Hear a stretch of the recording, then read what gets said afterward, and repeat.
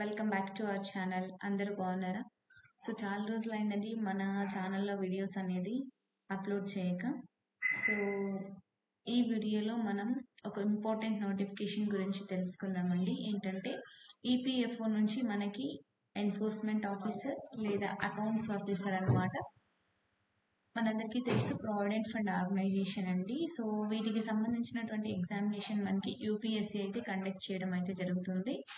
Okay, so ముఖ్యంగా దీనికి qualification చూస్తే కనుక సో ఏ డిగ్రీ ఉన్నా కూడా మనం ఈ జాబ్స్కి అప్లై చేసుకోవచ్చు అండి. నేను ఇంతకుముందు చెప్పినట్టుగా ఎన్ఫోర్స్మెంట్ ఆఫీసర్ లేదా accounts officer, and second post వచ్చేసి మనకి assistant provident fund commissioner post అనమాట. సో ఈ రెండింటికి కూడా మనము అప్లై చేసుకోవడం అయితే జరుగుతుంది.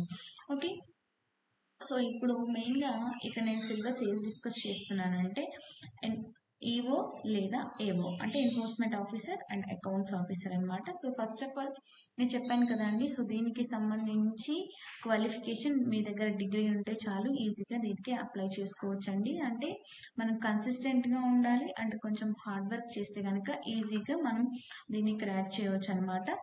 ఓకే, ఇక్కడ ఫస్ట్ జనరల్ ఇంగ్లీష్ ఉంటుందండి. సో ఈ జనరల్ ఇంగ్లీష్లో ఇక్కడ టాపిక్స్ ఉన్నాయి చూడండి, ఒకసారి మీరు వీడియో అనేది పాజ్ చూసుకోండి. ఓకేనా? అండ్ తర్వాత మోడర్న్ హిస్టరీ అండి. మోడర్న్ హిస్టరీలో సో మనకి ఈ టాపిక్స్ అయితే ఉంటాయి.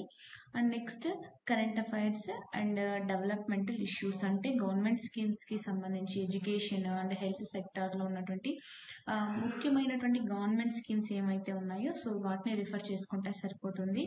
అండ్ పాలిటీ అండి, Indian polity and economy. So ఈ రెండింటిని కూడా మనము కవర్ ఇంతకు ముందే ఆల్రెడీ ఎవరైనా కాంపిటేటివ్ ఎగ్జామ్స్కి ప్రిపేర్ అవుతుంటే సో వాళ్ళందరికీ బాగా తెలుసు పాలిటీ అండ్ ఎకానమీ అనేది. Okay, and next general accounting principles. మనకి పోస్టే అకౌంట్స్ ఆఫీసర్ కాబట్టి మనకి అకౌంట్స్ నాలెడ్జ్ ఉండాలి కాబట్టి సో మనకి ఇక్కడ అకౌంట్స్ సబ్జెక్ట్ కూడా యాడ్ చేశారండి. సో చూస్తున్నారు కదా, సో ఈ టాపిక్స్ మనం చదువుకుంటే సరిపోతుంది. అండ్ నెక్స్ట్ జనరల్ సైన్స్ అండి, general science and computer applications. Okay, మామూలుగా ఎవరైనా కాంపిటేటివ్ ఎగ్జామ్స్కి ప్రిపేర్ అవుతుంటే ఆల్మోస్ట్ 60 to 70% అది కవర్ అయిపోయి ఉంటుందండి. ఓకే, ఇక్కడ మనం చదువుకోవాల్సింది ఏంటంటే industrial relations and labour loss. Okay, and next quantitative aptitude and general mental ability. So ఇది కవర్ అవుతుంది అంటే quant and mental ability cover అవుతుంది. అండ్ పాలిటీ, ఎకానమీ అండ్ అలాగే current affairs and computer applications and modern history. So ఇవన్నీ కూడా మనకి already cover అయ్యే ఉంటాయి.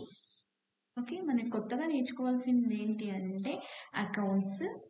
ఓకే, అండ్ ఇక్కడ international relations and labour laws. So very very important key రోల్ని play చేస్తుందండి ఈ ఎగ్జామ్లో. ఏ సబ్జెక్ట్ అంటే industrial relations and labour laws అనమాట. ఇక్కడ నుంచి మనకి 20 నుంచి 22 క్వశ్చన్స్ అయితే వస్తాయండి. సో వెయిటేజ్ ఏ సబ్జెక్ట్ అంటే మనం ఈ సబ్జెక్ట్గా చెప్పుకోవచ్చు. ఓకే, మొత్తంగా మనకి 120 క్వశ్చన్స్ ఉంటాయండి. 3 hours అయితే టైం ఉంటుంది. ఒక్కొక్క క్వశ్చన్కి 2.5 మార్క్స్ ఉంటాయి అండ్ నెగిటివ్ మార్క్స్ 1/3 అయితే ఉంటుందన్నమాట. సో ఇదండి మనకి ఏవో లేదా ఈవోకి సంబంధించి ఎగ్జామ్ సిలబస్ అన్నమాట.